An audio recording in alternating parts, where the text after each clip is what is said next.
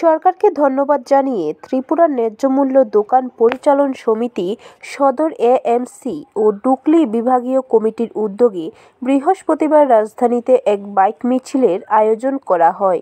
মিছিলের সূচনা করেন আগরতলা পৌর নিগমের উত্তর জোনের চেয়ারম্যান কর্পোরেটর প্রদীপ চন্দ।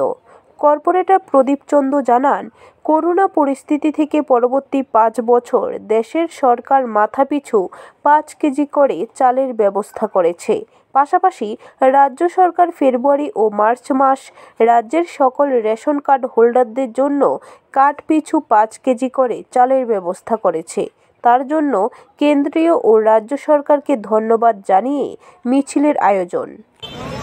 দেশের যশস্বী প্রধানমন্ত্রী নরেন্দ্র মোদীজির নেতৃত্বে করোনা পরিস্থিতি থেকে আগামী 5 বছর পর্যন্ত দেশের 80 কোটি মানুষকে বিনে পয়সায় মাথাপিছু 5 কেজি করে চাল দেওয়ার ব্যবস্থা করেছেন। তার পাশাপাশি রাজ্যের মাননীয় মুখ্যমন্ত্রী প্রফেসর ডক্টর মানিক সাহাজির নেতৃত্বে ফেব্রুয়ারি এবং মার্চ মাস 2 মাস রাজ্যের সমস্ত রেশন কার্ড হোল্ডারকে কার্ড পিছু 5 কেজি করে বর্ধিত চাল দেওয়া হচ্ছে। ব্যুরো রিপোর্ট, খবর ত্রিপুরা।